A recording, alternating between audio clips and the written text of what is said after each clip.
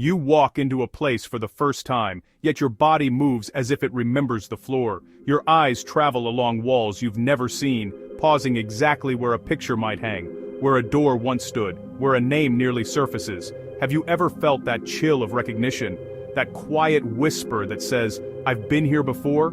Tonight we're going to test that feeling. We'll press gently on the edges of memory, beyond the brain, into the soul. Before the end of this video, you'll experience a simple exercise that can trigger a past life echo in under 60 seconds. But first, I'll reveal the pattern most people miss, the one sign that separates imagination from true remembrance. Stay with me because once you see it, you'll never ignore those whispers again. And if you've ever wondered why certain places feel safe the instant you arrive, or why a stranger's face soothes you before a single word, there is a reason waiting just beyond ordinary memory. By the end, you won't just understand, you'll feel it deep inside. Let's begin with a promise. This isn't about blind belief. We're going to walk a bridge between psychology and spirituality, between déjà vu and deep recall. Think of memory as layers. The surface holds your daily routine, beneath it live the scenes of childhood, and deeper still, lie traces older than your name. Those traces appear as sudden emotions in ordinary places, talents that awaken without practice, fears that seem to have no first cause. Here's the persuasive hook. If a sensation returns in different contexts with the same emotional signature, consider it a soul echo. Pause. Notice it. Name it. From now on, every time that echo appears, we'll test it together through a simple 3-step method you'll learn later in this video. That way, you'll stop guessing. You'll begin to map your own resonance, your personal evidence of continuity. Stay a little longer, because I'll show you the moment most people misread a past life cue, and how to transform it into guidance today. First, the feeling of arrival. You step into a new town, yet the streets unfold like an old memory palace. You predict turns you've never taken, smell a kitchen you've never entered, and your body relaxes without any reason. This is not coincidence. It's a recognition signal. Hook. If your senses predict details before you see them, pay attention. Prediction without prior exposure suggests an inner map. Ask yourself 3 questions. What did I expect to find? What emotion appeared before the fact? Did my body lead or follow? If your body leads, your breath deepens, shoulders soften, eyes find the path.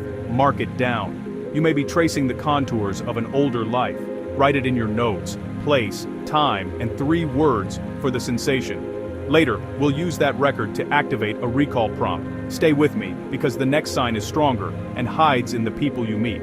Second sign, instant trust or tension with new people that feels older than the room you're in. Some call it chemistry, others call it warning. Retention hook. When you meet someone and your body reacts before your mind, you're reading stored data. If the pull is calm and steady, it may point to an ally from another chapter. If it's sharp or uneasy, it might highlight an unfinished lesson. Here's the test. Pause mid-conversation and silently ask, what do I already know about you that I've never learned? Notice the first 3 impressions: tone, posture, an image, a role. Later you'll use those impressions in a guided recall cue to check whether this is recognition or projection. Don't chase answers. Subtle echoes are honest ones. The goal isn't to prove, but to notice consistency. If the same feeling repeats with similar people over years, that's a pattern. Breadcrumbs of soul memory waiting to be followed with curiosity and compassion. Third sign, a memory flash with no source. A scent, a chord, the way sunlight hits stone, and suddenly a full scene floods your mind. Researchers are beginning to document stories like this. Children recalling names, towns, and deaths later confirmed by records. Adults whose phobias dissolve after remembering specific events from another lifetime. We won't claim certainty, but we can honor coherence, details that match, emotions that heal. Retention hook. Soon, you'll try a 30-second exercise that may reveal a sensory thread you can follow. For now, remember, genuine echoes come with details. They hold names, textures, angles of light, the weight of a door handle. Vague visions fade, specific ones endure. Write them down. When the same detail repeats across different moments, that's your trail. Keep it raw and unedited. The point isn't drama, it's consistency. And when consistency brings relief, when a fear softens after a recall, that's evidence you can feel immediately. Now, let's talk about energetic imprints. Imagine the soul as a musician and life as its instrument. Certain places, faces, and challenges strike the same strings, producing the same chord. That chord is recognition. When you feel it stop, hook. The moment you catch the chord, anchor it. Touch your wrist, breathe slowly, and name the feeling in 3 words. Anchoring trains your nervous system to surface the echo on command. Later we'll use this anchor for a simple, repeatable experiment. Why does this matter? Because memory without integration becomes nostalgia. Memory with integration becomes guidance. Think of your anchor as a bookmark.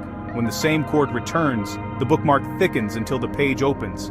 A theme emerges: courage, patience, truth, surrender. Translate that echo into action. Ask yourself, what would the wiser version of me do now? Then take 1 step. Speak, forgive, set a boundary, or simply breathe. Repeated small steps turn an echo into a path you can trust. Why does the soul remember it all? Because memory is the compass pointing toward unfinished work and unclaimed gifts. Repetition isn't punishment, it's a rescue mission. The places that call you may hold the skills you left mid-journey. The people who challenge you may carry the exact lesson your growth requires. Retention hook. In a moment, I'll share 1 sentence that turns any recurring problem into a past life assignment. When you use it, confusion fades and choice returns. You stop asking, why is this happening to me, and start asking, what did I come back to finish? That shift transforms chaos into direction and pain into practice. Imagine your decisions as chapter work, not random events. Choose small, wise actions and measure progress by alignment, not approval. Don't abandon yourself when the old fear returns. It's not punishment, it's a messenger. And now that sentence, the key that reframes your entire story, is coming next. Here it is. If this moment is a repeat from another life, what did I promise myself I would do differently now? Ask it softly, then wait. Don't force images. Listen for a direction. Often it's small. Speak first. Forgive sooner. Stay. Or finally walk away. Now the promised 30-second cue. Close your eyes. Touch your anchor point on your wrist. Inhale for 4. Exhale for 6. As you breathe, picture the place or person that triggered the echo.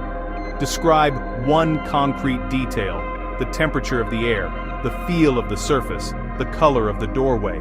Then ask, what happens next? And let the next frame rise. Write it immediately. If nothing appears, that's fine. You're training awareness, not chasing visions. Repeat tomorrow with the same anchor. Clarity loves consistency. For now, keep it simple. Breath, anchor, detail, question, write. 5 steps, 30 seconds, anywhere. The goal isn't proof. It's wisdom through awareness. Now, let's turn echoes into evidence. Create a journal with 4 columns. Trigger, body response, detail, action. Under trigger, write the place, person, or dream. Under body, note breath, posture, temperature. Under detail, record the concrete image that surfaced. Under action, write the smallest compassionate step you took. Review weekly and circle repetitions. When the same chord appears 3 times with matching details, you have a working hypothesis. Retention hook. I'll show you in a moment how to test it gently to avoid suggestion bias. Share only the detail, not the story, with someone familiar with that place or culture. Ask if what you described exists without extra context. If confirmed, that's data. If not, refine and keep observing. This is how inquiry stays honest, open-hearted and disciplined. Truth loves both. You've gathered signs, anchored sensations, and tested details. Now I'll show you how to pair sound with memory to deepen recall. Find a gentle tone, rainfall, a low piano note, or a singing bowl. Press your wrist anchor. Breathe 4 in and 6 out. Hold your detail in mind, and let the sound play softly for 30 seconds. The brain learns through association. Pairing the anchor with a consistent tone teaches your body to re-enter that state faster next time. This isn't hypnosis, it's respectful conditioning. Use it once a day for a week, and notice whether clarity grows or anxiety drops. And remember this safety rule. If an image feels overwhelming, open your eyes, name 5 objects, and ground your feet on the floor. Retention hook. In the final minute, I'll reveal the single pattern that most accurately separates fantasy from authentic recall. Until then, keep practicing the tone and writing exact details. Specificity is your bridge. Steadiness makes memory reliable. Here's the pattern that changes everything. Authentic recall brings guidance that improves your present behavior, while fantasy seeks attention and keeps you stuck. If a memory leads to humility, clarity, and kinder action, honor it. If it inflates the ego, stirs drama, or demands certainty, pause. Real echoes reduce fear and open choices. False ones tighten the chest and create urgency. Your body is the meter. Retention hook. Repeat this line. Truth widens the path ahead. Say it aloud and notice your shoulders. Use this meter whenever you review notes or weigh a vivid dream. Ask, did this recall help me act with more honesty today?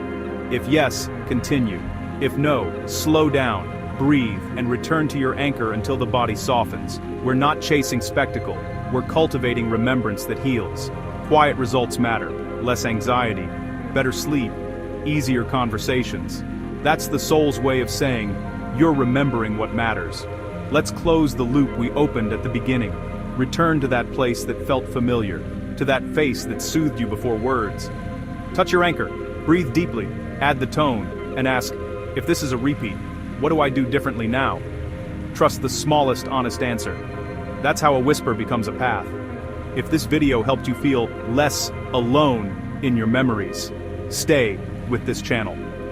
Here we explore consciousness with respect, depth, and practical guidance. Subscribe, tap the notification bell, and share this video with someone who's also felt that strange sense of having been here before. And tell me in the comments what sign showed up for you. Your story might be the memory someone else was waiting to awaken. Next time the echo appears, a scent, a face, a sudden calm, pause. Take one breath. Write one line. One breath. One line. One step. Give it 7 days and watch the dots connect. When you stand in a new place and feel at home, smile. It isn't coincidence. It's your soul remembering the way back, and you remembering how to listen.